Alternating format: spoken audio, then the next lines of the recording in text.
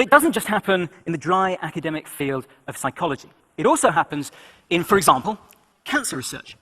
So in March 2012, just 1 month ago, some researchers reported in the journal Nature how they had tried to replicate 53 different basic science studies looking at potential treatment targets in cancer. And out of those 53 studies, they were only able to successfully replicate 6. 47 out of those 53 were unreplicable. And they say in their discussion that this is very likely because freaks get published. People will do lots and lots and lots of different studies, and the occasions when it works, they will publish, and the ones where it doesn't work, they won't. And it also happens in the very real flesh and blood of academic medicine. So in 1980, some researchers did a study on a drug called lorcainide, and this was an antiarrhythmic drug, a drug that suppresses abnormal heart rhythms. And the idea was, after people have had a heart attack, they're quite likely to have abnormal heart rhythms, so if we give them a drug that suppresses abnormal heart rhythms, this will increase the chances of them surviving. Early on in its development, they did a very small trial, just under 100 patients. 50 patients got lorcainide, and of those patients, 10 died.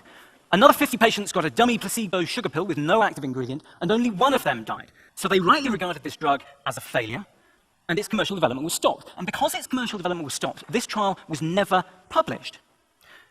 Unfortunately, over the course of the next 5, 10 years, other companies had the same idea about drugs that would prevent arrhythmias in people who've had heart attacks. These drugs were brought to market, they were prescribed very widely because heart attacks are a very common thing, and it took so long for us to find out that these drugs also caused an increased rate of death, that before we detected that safety signal, over 100,000 people died unnecessarily in America from the prescription of antiarrhythmic drugs.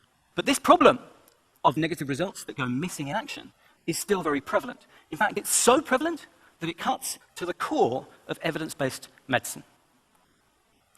So this is a drug called reboxetine, and this is a drug that I myself have prescribed. It's an antidepressant. And I'm a very nerdy doctor, so I read all of the studies that I could on this drug. I read the one study that was published that showed that reboxetine was better than placebo, and I read the other 3 studies that were published that showed that reboxetine was just as good as any other antidepressant. And because this patient hadn't done well on those other antidepressants, I thought, well, reboxetine's just as good, it's one to try.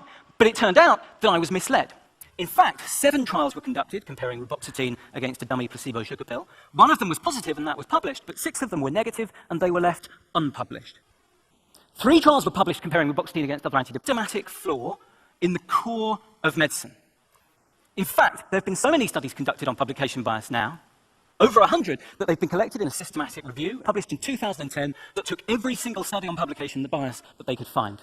Publication bias affects every field of medicine. About half of all trials, on average, go missing in action, and we know that positive findings are around twice as likely to be published as negative findings. This is a cancer at the core of evidence-based medicine. And to me, this is research misconduct. If I conducted one study and I withheld half of the data points from that one study, you would rightly accuse me, essentially, of research fraud. And yet, for some reason, if somebody conducts 10 studies but only publishes the 5 that give the result that they want, we don't consider that to be research misconduct. And this is happening right now, today. This is a drug called Tamiflu. Tamiflu is a drug which governments around the world have spent billions and billions of dollars on stockpiling. Now, when the Cochrane systematic reviewers were trying to collect together all of the data from all of the trials that had ever been conducted on whether Tamiflu actually did this or not, they found that several of those trials were unpublished. The results were unavailable to them. And when they started obtaining the write-ups of those trials through various different means, through Freedom of Information Act requests, through harassing various different organizations, what they found was inconsistent. And when they tried to get hold of the clinical study reports, the 10,000-page long documents that have the best possible rendition of the information, they were told they weren't allowed to have them. And if you want to read the full correspondence and the excuses and the explanations given by the drug company, you can see that written up in this week's edition of PLOS Medicine. And the most staggering thing of all of this, to me, is that not only is this a problem, not only do we recognize that this is a problem, but we've had to suffer fake fixes. We've had people pretend that this is a problem that's been fixed. First of all, we had trials registers, and everybody said, oh, it's okay, we'll get everyone to register their trials, they'll post the protocol, they'll say what they're going to do before they do it, and then afterwards we'll be able to check and see if all the trials which have been conducted and completed have been published. But people didn't bother to use those registers, and so then the International Committee of Medical Journal Editors came along, and they said, oh, well, we will hold the line, we won't publish any journals, we won't publish any trials unless they've been registered before they began. But they didn't hold the line. In 2008, a study was conducted which showed that half of all the trials published by journals edited by members of the ICMJE weren't properly registered, and a quarter of them weren't registered at all. And then finally, the FDA Amendment Act was passed a couple of years ago saying that everybody who conducts a trial must post the results of that trial within 1 year. And in the BMJ, in the first edition of January 2012, you can see a study which looks to see if people kept to that ruling. And it turns out that only 1 in 5 have done so.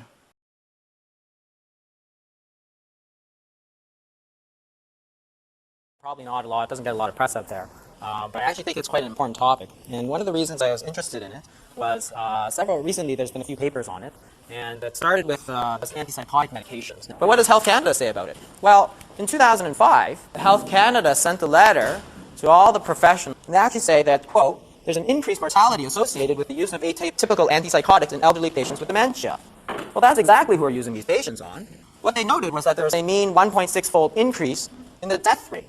So we are killing our patients. So they note that, first of all, that the majority of trials were actually unpublished, and that's how you can hide a lot of bad data. They were probably being suppressed. Nobody was trying to publish these trials showing the increased risk of death. So, you know, it is totally mind-boggling to think that not only are these drugs completely ineffective, as in even when you use them they don't work, but they're also killing your patients.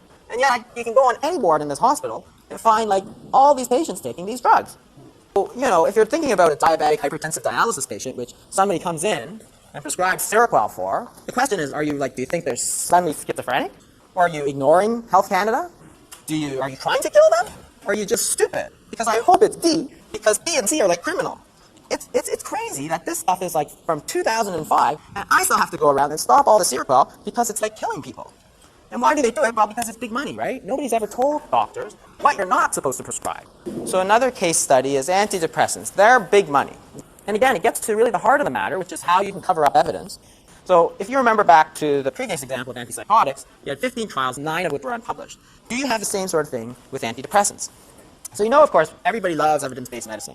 However, evidence-based medicine is only valuable if the evidence base is complete and it's unbiased. If you selectively publish those trials which look good, then you're going to get an unrealistic estimate of how effective the drug is. So what they did, the FDA, the Food and Drug Administration in the United States, they operate a registry. So drug companies have to register all the trials that they're going to do. So what they did is they took the studies from the FDA and they looked at these 12 antidepressant agents. And they said, we're going to look at everything, the published and the unpublished trials. So they found 74 FDA-registered studies, of which 23 were not published. And what you can find is that 51% of the studies were positive, and 49% were negative or questionable. The studies, though, that the FDA judged as positive were 12 times more likely to be published. So let's look at this. So of 38 trials which were positive, 37 of 38 wound up being published. 1 did not. But look at those other ones which are questionable and negative. Only 3 actually got published the way the FDA, which is unbiased, presumably. So where you think, when you read the evidence, that almost all the trials say that antidepressants work, it's not true. Because all the trials which say they don't work, you haven't seen. It's kind of like a flip a coin, right? And every time it comes tails, it says, oh, that doesn't count. Every time it turns heads, it's like, yep, that's me. And it's like, I'm a really good head flipper on the coin, because every time I flip it, it comes up heads. If you think it's limited to antidepressants and antipsychotics, it's not really. If you take stroke, for instance, Ross et al. Looked at all trials which were registered, and only 40% of them, 46% of them, wound up being published. Now, not all of them are going to be published, clearly, but clearly there's a huge amount of data which is under the surface which we're not seeing. Okay? Not only can you selectively publish the good stuff, you can actually change a lot of things in the trial to spin it. So if you remember from the Depression, a lot of the negative trials wound up being spun as positive trials. And almost all of those differences favor reporting statistically favorable results. In other words, a third of the trials that you read, that you base your decision on, have been altered. And how do they alter them? Well, what do? What they do is they change. They have a new primary outcome, for instance. So something which they didn't think was important but turned out positive, they suddenly turned that into the primary outcome. If the primary outcome was negative, they suddenly deleted it. So the primary outcome is no longer the primary outcome. They're just not going to look at it. Some of them didn't even mention it. The fourth one, different timing of assessment. If the 2-year doesn't work, well, then you take the 6-month, and you publish that as a positive 6-month. And these things happen all the time. This is all trials which have been published. A third of them have been changed so that they appear like there's something new going on. But there's not. So this is the whole thing about evidence-based medicine, is that it depends on knowing not only the positive results, but the negative results. So the systemic massive underreporting or suppression of negative trials actually results in a massive positive bias towards the use of drugs. So where does that leave us, really? If, you can look at things such as clinical guidelines, review articles, those are still valid, right? Because these are like expert doctors. So this has also been a kind of hot topic issue in the press recently, which is called medical ghostwriting. So in the New York Times, the first time I saw this is the headline was Merck wrote drug studies for doctors. And what they said was the drug maker Merck drafted dozens of research studies for a best-selling drug, then lined up prestigious doctors to put their names on the report before publication. Well, that just doesn't seem right somehow. In fact, it's been around for a long time. And the problem is that some people think that, well, everybody wins. The academic scientists, they pile up these high-profile articles, the main currency of advancement, right? You publish a lot, you get promoted. The journal editors get really good written articles that look really good because they take a lot of time and cost a lot of money. The medical writers get a job. The pharmaceutical companies, they get to put these kind of infomercials in the New England Journal of Medicine. The problem is that people are dying. Lots of people are dying. Package insert, so I don't think that. Well, I started in the pharmaceutical industry in 1985, and I had a 15-year tenure in the industry and left in the year 2000. It was after I'd been in the industry for a period of time that I was in the midst of a divorce, and I went to see my general practitioner. And of course, I had become a little despondent and depressed because I was going through a divorce, and I was losing weight. And it was at that time that my practitioner recommended that I take an antidepressant. And I had never taken any antidepressants. I had been previously on anxiolytic drugs for many years, and wasn't aware at that time that some people are predisposed to having adverse events if they have been long-term on benzodiazepines, and then they institute other psychiatric drug therapy. I was not aware of that because I'd never sold that category of drugs, and therefore, just like a lot of other people, I had no education around it. And your doctor didn't ask about that or didn't mention that to you? Well, my doctor was very well aware of what other therapies I had been on, so he was not aware of the information. He was not aware of the adverse event potential. So long story short, I started reacting to the first drug that I was put on, and within a couple of days, I had racing thoughts. I wasn't able to sit still. I was becoming severely anxious. And so I called my practitioner and told him that, I was having adverse events. And he said, well, these kind of adverse events don't appear in the package insert, so I don't think that's actually what's going on. I think what you have is called agitated depression, and we need to double the dose of your drug. So being a compliant patient, I doubled the dose of my drug, and at that time, I became manic psychotic. I developed what is known as akathisia, and that is a Greek term that literally means can't sit still. It is an internal trembling that it's so severe that at some points I was actually laying in a fetal position, trying to keep myself from shaking so badly. And it is so disquieting that it is what drives a large number of people to commit suicide, quite frankly. So I called my doctor back again and tried to explain that, what was going on with me. And of course, then I was told that I was not depressed, that in fact, because I had exhibited this manic response to the drugs, that I was in fact bipolar, and that this was part of the bipolar spectrum, and that I was going to have to be put on mood stabilizers and other antipsychotic drugs and antidepressants and all of these different categories of drugs. And of course, I was devastated. I was devastated because I had begun my journey as a mental patient, and I was very well aware of what that consisted of because I had been selling haloperidol for one of the pharmaceutical manufacturers. And haloperidol, if you don't know, is one of the older neuroleptic drugs. It was previously reserved only for psychosis and schizophrenia and things of that nature, but of course it began to be utilized for mood and behavioral control, as well as a sleep aid and things like that. So I had firsthand experience having been in the psych hospitals, having been in the nursing homes, having been, in the mental health, mental retardation facilities where these drugs were utilized and sold. And I was aware that, now I was one of those patients, and I had to deal with that psychologically as well as the emotional and physical ramifications of taking the drugs and having adverse events. I literally was brain damaged. And that was probably my impetus. That was my starting point for a greater understanding of what I was doing professionally, how the drugs that I was selling were affecting others, because a lot of people aren't aware, even the doctors who prescribe these products, of what they do to you personally if you haven't experienced it. So I think that was part of my journey, for me to have that personal experience, so that I wasn't speaking from, a book learning base of knowledge. I was speaking from my own personal experience. And of course, I went through several years where I worked part-time. I was trying to heal. It was very difficult for me to maintain my profession because I would forget things. It was my cognitive abilities were affected. My memory was affected. I was literally brain damaged to a degree that I had to live out of a Franklin planner because I was scared to death I would forget something and, fall short of my responsibilities, or that I would get fired. And then eventually I had to move to a part-time position because I could not handle the stress of the full-time work any longer. And were you still on the medications over the course of these years that you're talking about now?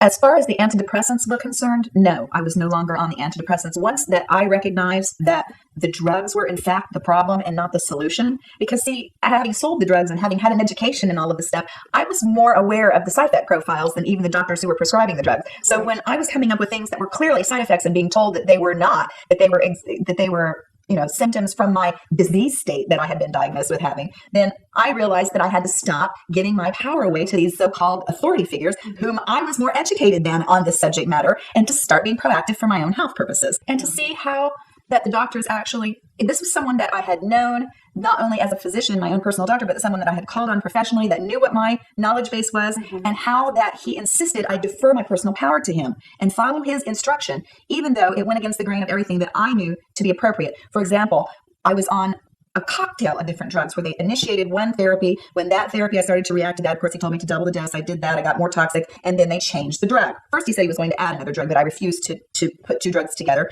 because I knew I wouldn't be able to identify without a washout period. And of course, I wasn't offered a washout period, which what a washout period is that once that you institute one psychiatric drug and you come off of it, you're supposed to have a period of at least 2 to 4 weeks that you wash out from that drug where it gets out of the body, out of the bloodstream before you add on another therapy. That is never done.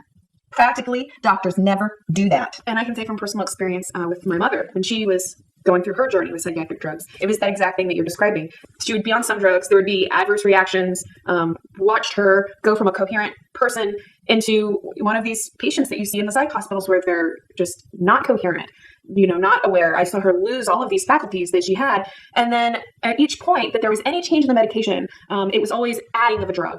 Right. Adding a new drug. And I even, from my perspective of not even being a doctor, went, well, wouldn't that make it hard to know which drug is causing which symptoms if you don't give that, as you call it, a washout period? Exactly. And then one drug can potentiate the other drugs. When drugs are used in combination, they potentiate one another very frequently, which means one drug will make the other drug stronger. So instead of having maybe 2 times the amount of drug in your system, now you have 10 times the amount of drug in your system because the other combined drug has caused that potentiation factor.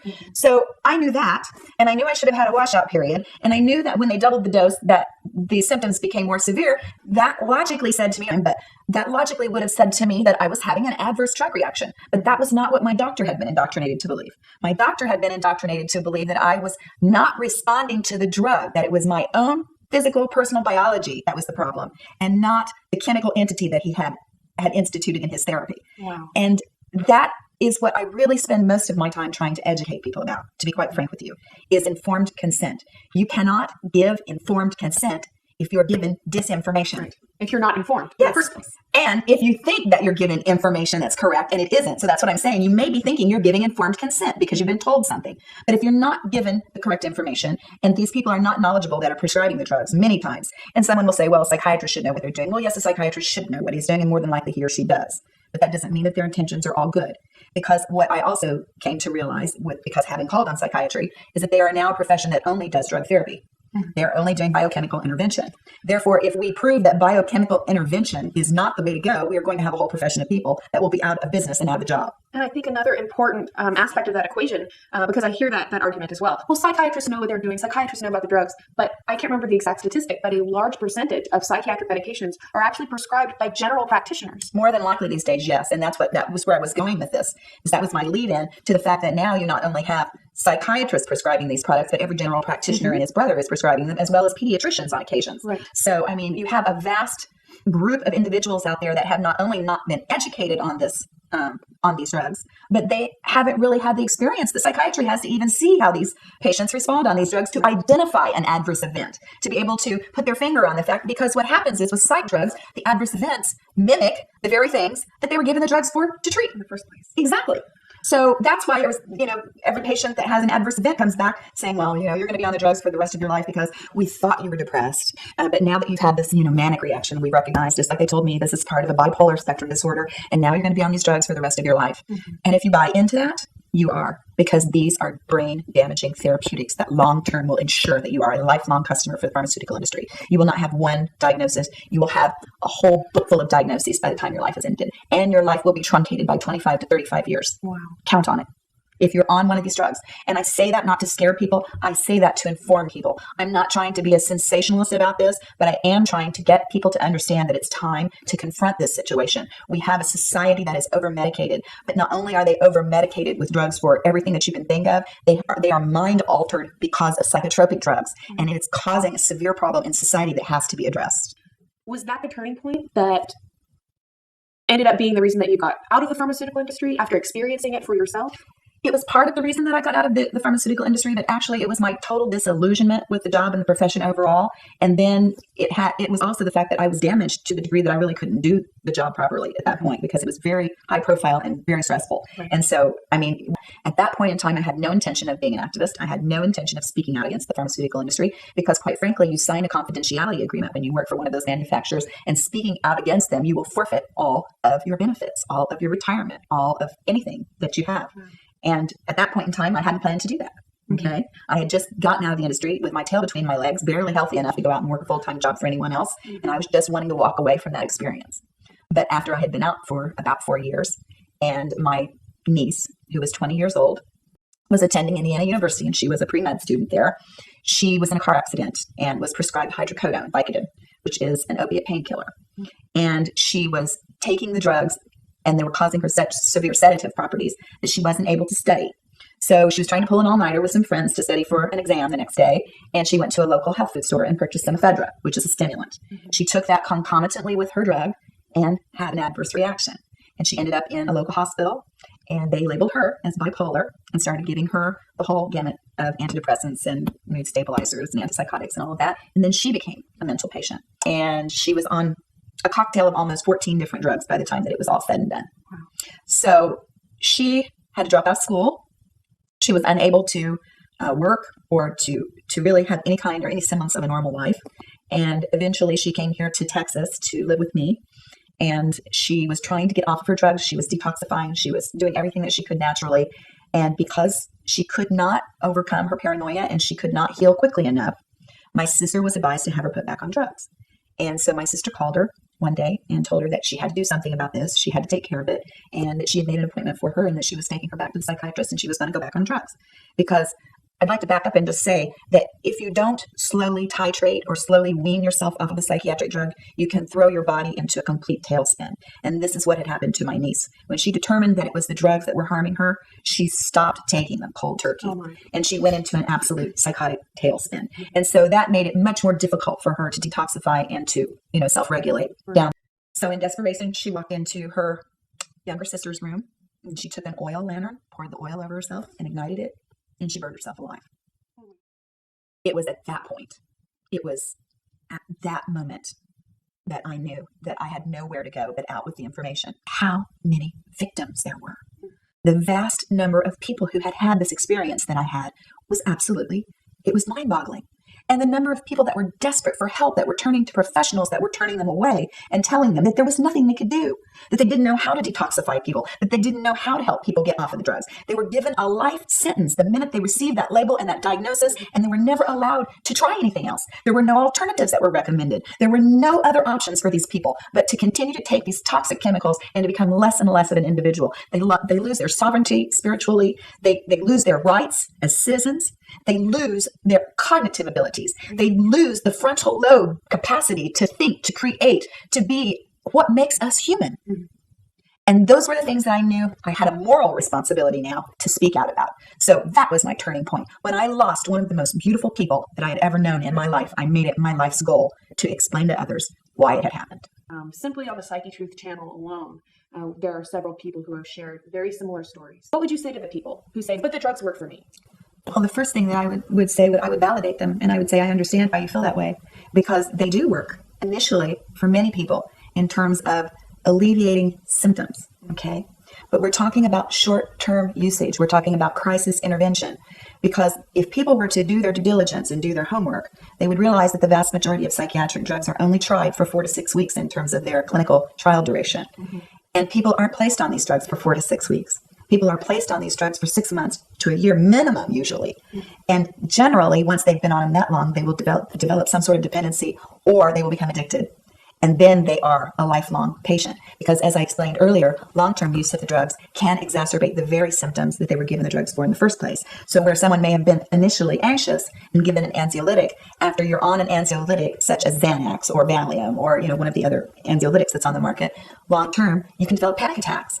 You can start to have anxiety between doses because you're addicted to the medication. And people do not realize that this is the agenda.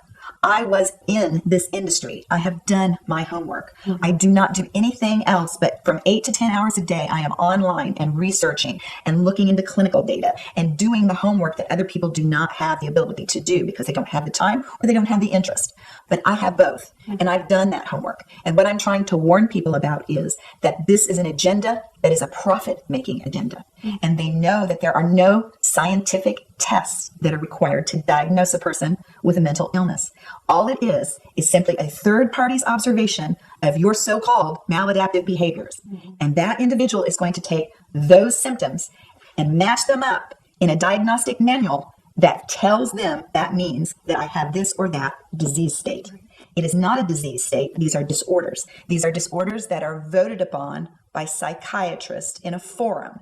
These are not diagnoses that are scientifically proven by a CAT scan, by a blood test, by a urine sample. There is no physical scientific evidence. That makes it extremely easy for the pharmaceutical industry and the rest of the allopathic healing community to collude for money-making purposes. So if you think that they work, then that's fine. They do work for you. They work for you short term, but you are not everyone. And there are a large number of individuals that will not even get short-term relief from the drugs, that will respond and react almost immediately to these drugs in a very severe way.